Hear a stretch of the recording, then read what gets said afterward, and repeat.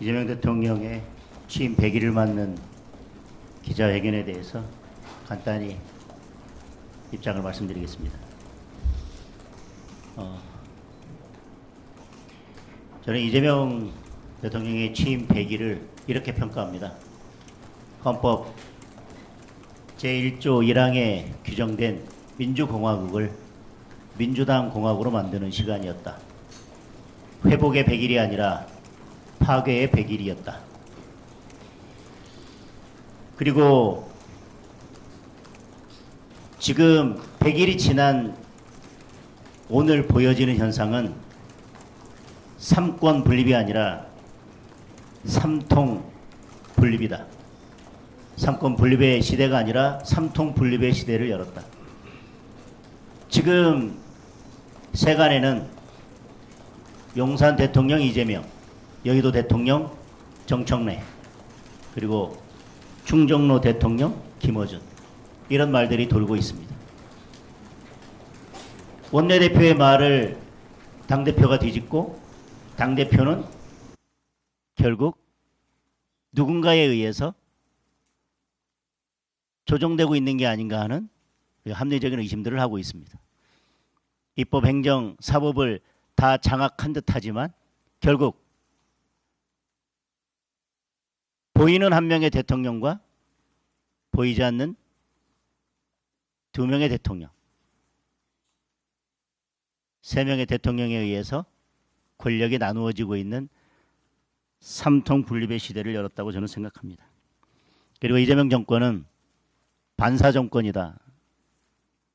즉 반경제, 반자유, 반민생, 반민주 정권이라고 평가하겠습니다. 그래서 진짜 성장, 미래 성장을 원하는 국민들의 염원을 그대로 반사시켜버리는 그런 정권으로 규정하겠습니다.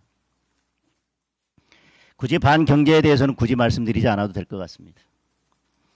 뭐 상법, 노란봉투법, 결국 기업들이 숨 쉴 수 없는 그런 나라를 만들고 기업들이 대한민국을 떠나게 만들고 있습니다. 방송법 같은 악법들을 통해서 자유민주주의의 기본 질서를 흔들고 있습니다.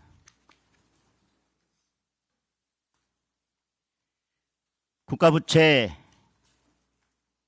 1,000조 원 시대를 문재인 정부가 열었듯이 이제 이재명 정부는 국가 나랏빚 2,000조 원 공화국을 열려하고 있습니다. 그러면서도 국가부채는 별것 아니다, 이렇게 이야기하고 있습니다. 하루 먹고 살다 죽을 것처럼 지금 나라를 운영하고 있습니다. 저는 하루살이 경제학이라고 말씀드리고 싶습니다. 특검, 내란 특별재판부, 민주당의 반민주적 행태, 그리고 이재명 정권의 반민주적 행태에 대해서는 더 이상 말씀드릴 필요가 없을 것 같습니다. 가장 안타까운 것은 대통령이 있어야 할 곳에는 대통령이 보이지 않습니다. 대통령이 없어도 될 자리에만 대통령이 보입니다. 대통령이 나서서 해결해야 될 문제, 그런 문제들에 대해서는 뒤에 숨어 있다가 누군가 해결하면 숟가락 얹기 바쁩니다. 그리고 정부 부처에 담당 공무원이 충분히 해결할 문제에 대해서는 대통령이 나서서 마치 모든 것을 다 해결하는 것처럼 또 숟가락 얹기 바쁩니다. 저는 지금 이 이재명 대통령 지금 100일을 지나서 아무것도 한 것이 없고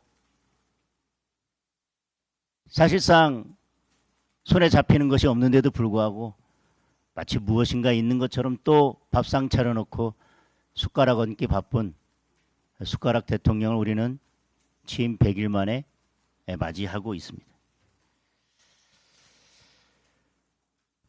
지금도 조지아주 사태에 관련해서 국민들은 아무것도 알지 못합니다.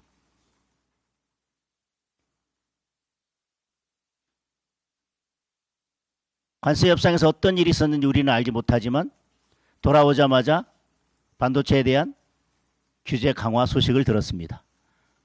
그리고 조지아주 사태를 우리가 목도했습니다. 그런데 그 조지아주 사태마저도 어떻게든 취임 100일 기자회견 상에 올려서 마치 뭔가 제대로 해낸 것처럼 하려고 계속 입장을 내놨지만 그 근로자들과 그 가족들의 안타까운 바람과 심정과는 달리 결국 10일 비행기에 오르지 못했습니다. 아직도 우리는 알지 못합니다. 언제쯤 비행기에 오르게 될지.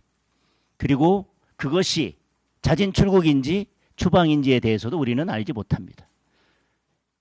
이재명 정부는 늘 이런 식입니다.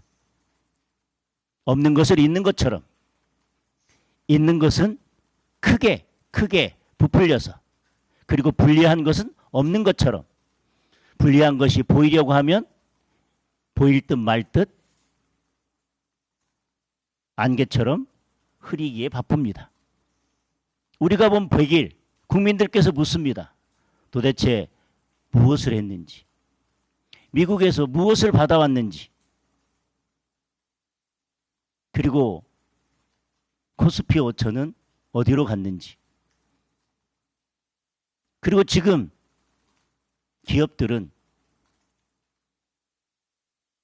대한민국을 떠나려 하고 있고 대한민국에서 질식할 것 같다고 아우성치고 있는데 대통령은 어떤 대책을 가지고 있는지 국민들이 묻습니다. 오늘 또 이런저런 질문에 대해서 종합적으로, 전반적으로, 합리적으로, 체계적으로 그래서 뭘 하겠다는 것인지 구체적인 그 어떤 대답도 국민들은 듣지 못했습니다. 100일 기자회견을 듣고 국민들이 이재명 대통령에게 다시 묻습니다.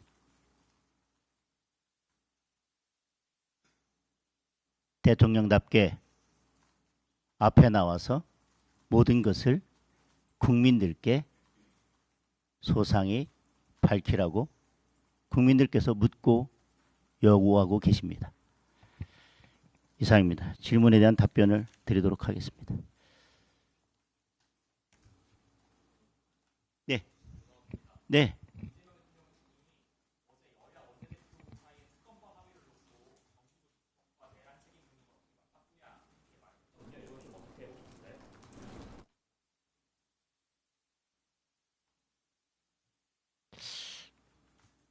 처음에도 말씀드렸지만 대통령의 그런 말씀이 진짜 대통령의 뜻인지 용산의 대통령과 여의도의 대통령과 충정로의 대통령이 역할을 분담하고 있는 것은 아닌지 저희들이 바꾸자고 한 적 없습니다. 저희들은 정부 조직법도 반대하고 특검법도 반대합니다. 저희들이 무엇을 내주고 무엇을 달라고 한 적이 없습니다. 그나마 민주당이 이런 특검법을 밀어붙이면 저희들이 오늘 100일 축하 밥상을 걷어차고 대규모 투쟁에 나설 것이 두려워서 어떻게라도 조용히 넘어가 보려고 원내대표는 뭔가 협상안을 제시했는데 그리고 원내대표는 나름대로 협상한 것처럼 해서 오늘을 조용히 넘어가려고 했는데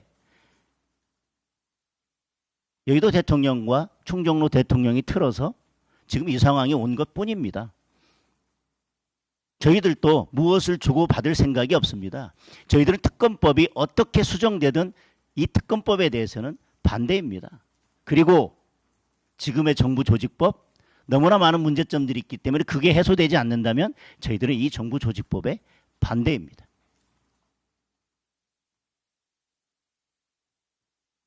네.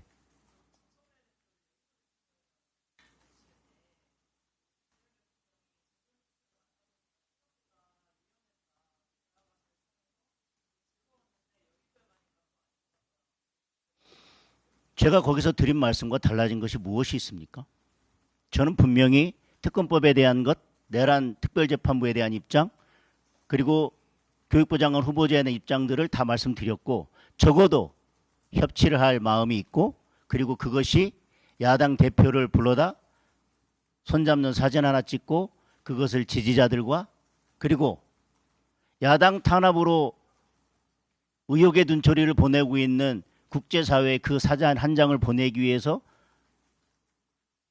보여주기를 한 것이 아니라면, 저는 제가 대통령에 건의드린 사항 중에서 적어도 몇 가지는 수용하는 모습을 보여야 저는 그 회담의 진정성이 있는 것이라고 말씀드렸고, 제가 용산에서 여의도로 와서 제가 그 회담에서 나누었던 이야기와 다른 이야기를 한 것이 없습니다.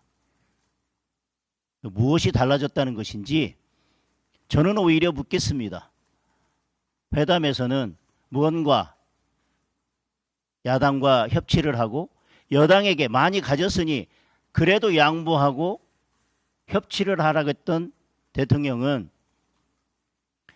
특검도 다 하겠다고 하고 정부조직법 그거 협상할 필요 없다고 오늘 말씀하셨는데, 도대체 여당에게 무엇을 양보하고 무엇을 협치하라고 한 것인지, 진정 그럴 마음은 있어서 한 것인지, 저를 만났을 때는 대화를 하고 협치를 할 생각이 있었는지, 지금 그랬지만 지금 만난 이후에 개딸들의 문자 때문에 대통령도 입장이 바뀌신 것인지 제가 묻습니다.